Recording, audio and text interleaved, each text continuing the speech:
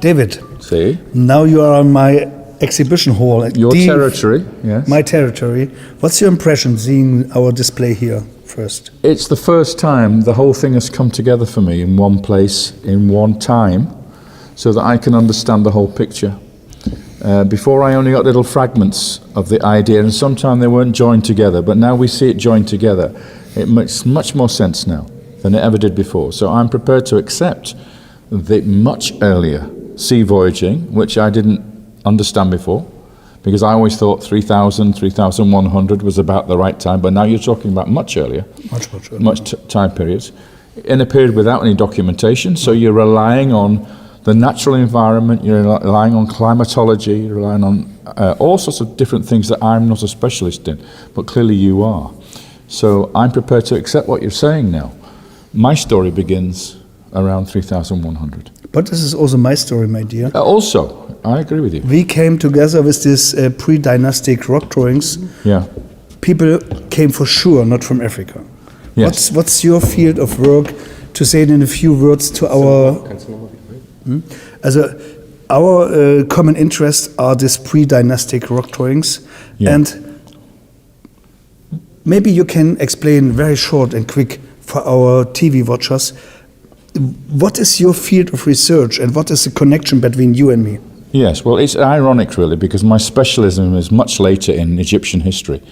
But I was fascinated by this early recordings that Winkler and people like him of the Eastern Desert rock art. And when I went out there to study it myself, and I took missions there, I took 7 missions altogether into the Eastern Desert, we found thousands of rock drawings of ships. And it was very strange because the ones that had figures in, they had men pointing in the direction of the Nile, always, never in the other direction. And we even found ships with sledges underneath. So it clearly showed to me that these were not representations of something going on in the Nile. These were people traveling from the Red Sea to the Nile and not the other way. And that was very important to me. And the date of this is pre-dynastic. So it's Naqada II period, Naqada III period. Okay, so much, much later. Just about the beginning of the first dynasty in Egypt, Dynasty 0, which is when civilization came to Egypt in the first time. And all the Egyptian religion also points to this idea too. The gods came from the east. They came from the land of sunrise, the island of sunrise. And the Abzu, the famous abyss, with the temple of Nunki located there. So we have all this Egyptian evidence to tell us the story about much earlier times, what they call the first time in Egyptian, coming from Mesopotamia. And that fascinated me. So I abandoned my later research and concentrated with you on this whole thesis, the possibility of Mesopotamians arriving in Egypt and seeding the pharaonic civilization. I just want to point this wonderful artificial emphasized drawing about this Naqada III vessel. It's about Naqada III, I guess. Yeah. And you was a witness today on the freshwater lake how we use this Naqada technology. What this was here? Yeah, with these leeboards in front and at the this is one of my best drawings. It's from Wadi Zayala, I guess. It's very interesting because normally when we have the ships, they have people on them and they have oars. But here there are no people on this craft at all. So these cannot be oars. They cannot be oars. They have to be something different. And we see the same on this other drawing from Wadi Zayala. There is a man, but not on the oars. The oars are completely down. Yeah. And this brought me to the idea, this cannot be oars. It must be something different. And after reading Tor Heyerdahl, after testing Tor Heyerdahl with Dilmun 1, I came to the idea, this must be something like a leeboard, like a modern keel. Okay, but you can tell me then, which way is that boat turning? Because it has short at the back and long at the front. This goes exactly how I have trimmed today our boat, going across to the wind. You need a little bit slightly windward creatiness. That's why the bigger 3 in the front and 4 half set in the back. At the stern. Because that must be, and this means there must be a reason for this. This means it sails across to the wind. Yeah, wow. And we see the same here, over there. And not in the Nile. No, definitely. This is an ocean. It's an ocean-going vessel. Absolutely true. And very high prow. I always think the ocean-going vessels have these high prows and for sterns. protection. And on the Nile, they're just crescent ships. Yeah. Something quite different. And you know the same presentations from the Gebel Arak knife, yeah, which I also- will show I know. in the later lecture. But back to my question. Yeah. You saw how it works first time. What's your belief? It's a primitive sailing technology or it's a high advanced one? It's both. Yes. It's a primitive form, but it's brilliant. That's the difference. And you could turn that boat on a sixpence. You could turn it, virtually rotate it in the water. You didn't have to go a distance to turn. You could literally turn it in the water like that. And that is just amazing. Brilliant. Abora 5, you would come with me? No Just chance. No chance. I'm staying on the ground.